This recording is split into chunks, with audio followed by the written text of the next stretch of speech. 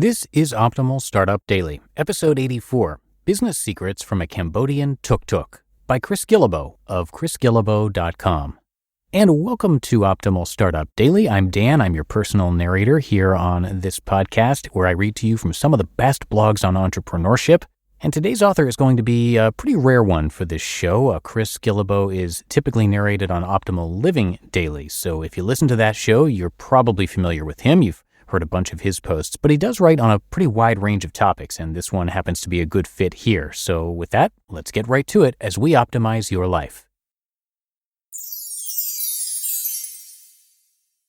Business Secrets from a Cambodian Tuk-Tuk by Chris Guillebeau of chrisguillebeau.com. In Phnom Penh, Cambodia, I met Mr. Rhett, who held up a copy of my book to greet me at the arrivals area. Mr. Rhett, also known as just Rhett, is a professional tuk-tuk driver. The open-air taxis of Southeast Asia, tuk-tuks serve as an interesting introduction to life in the region, and I've had both good and bad experiences with them. 2 years ago in Bangladesh, I rode in a death trap tuk-tuk with a driver determined to provide me with a Formula One experience on the road to the Dhaka airport at 11 at night.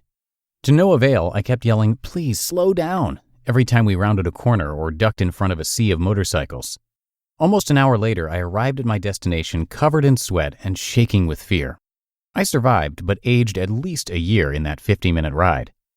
But in Cambodia last weekend, and plenty of other places, all was well in tuk-tuk land, and I felt safe using them as my primary means of transport.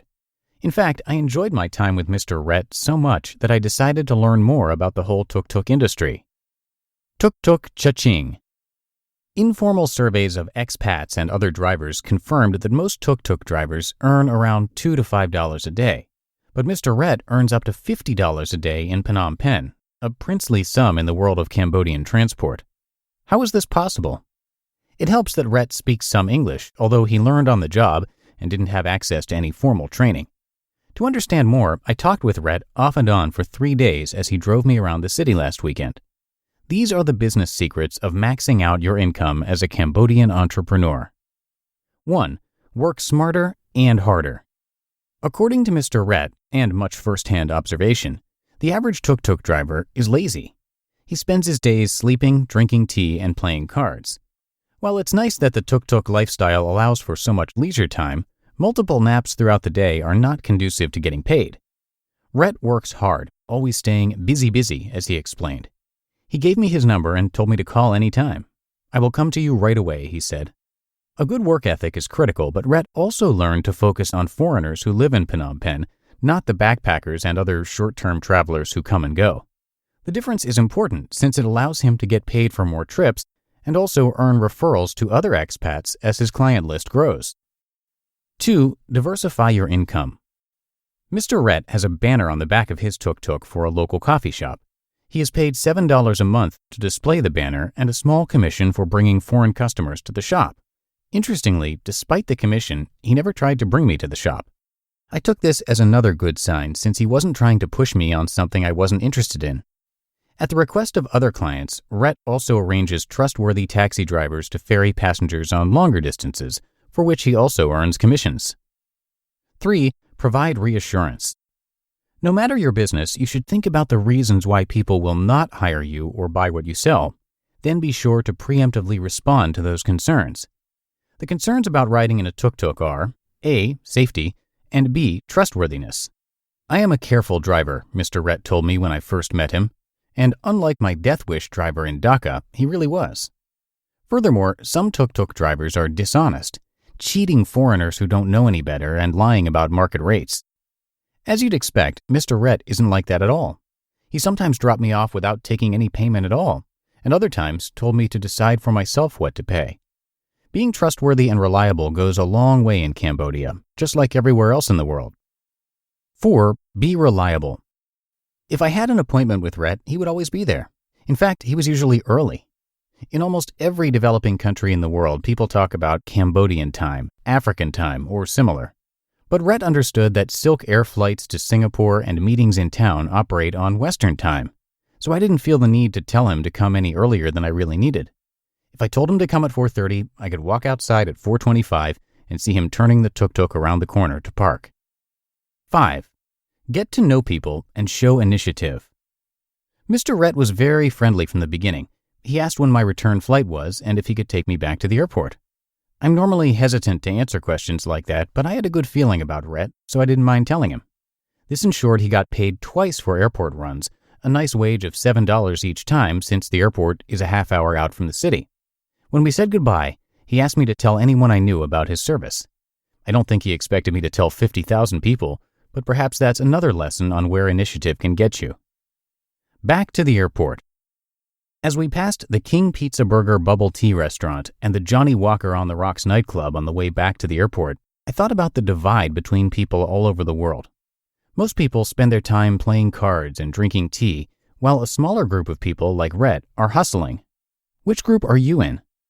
Then as I left Cambodia, I thought about how I could apply Rhett's lessons to my own business. I think I'm generally reliable, but how can I be even more reliable? Yes, I get paid from several different sources, but what else could I add? How can I show more initiative and creativity in the projects I'm building? These business secrets may sound very simple, but the point is, most tuk-tuk drivers in Cambodia don't implement them, so they make $2 to $5 a day, while Rhett earns 10 times that much. Not everything that refers to tuk-tuk drivers is universal, but I'm pretty sure that most of us could apply at least one lesson from Rhett to make real improvements in the work we produce. You just listened to the post titled Business Secrets from a Cambodian Tuk-Tuk by Chris Guillebeau of chrisguillebeau.com. And I'm going to tell you more about Chris in just a sec, but first, thank you to Skillshare for sponsoring this episode. This holiday season, give a gift of exploration and knowledge. Get creative and learn how to make the perfect homemade gift for your loved ones. Explore your creativity at skillshare.com/OSD and get a free trial of premium membership. Skillshare is an online learning community that offers membership with meaning.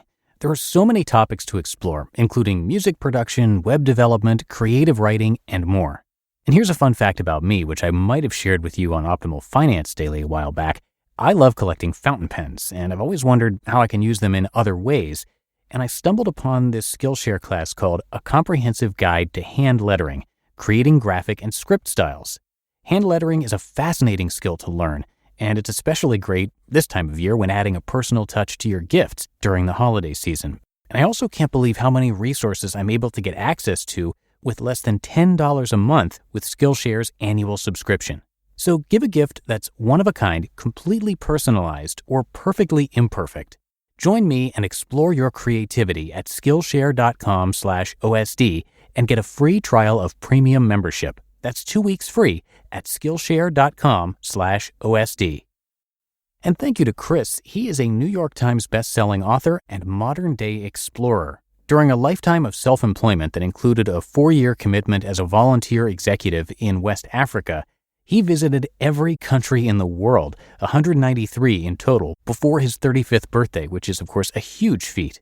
His first book, The Art of Nonconformity, was translated into more than 30 languages, and his second book, The $100 Startup, was a New York Times and Wall Street Journal bestseller, selling more than 700,000 copies worldwide. His newest book, The Money Tree, is all about finding the fortune in your own backyard. You can also check out his daily podcast, Side Hustle School, which is downloaded more than 2 million times a month. So come by chrisguillebeau.com for a lot more, and I have that linked in this episode's description. And that's going to do it for today's episode. Hope you're having a happy middle of the week. And a reminder that I'm here every single day, which includes holidays. So if you celebrate Christmas later this week, or maybe just have a couple days off, I'm going to be here with you. And it's a good time to catch up on this show or any of our other shows, which you can find by searching for Optimal Living Daily in the podcast app of your choice. So thanks for subscribing, and I will see you back here tomorrow where your optimal life awaits.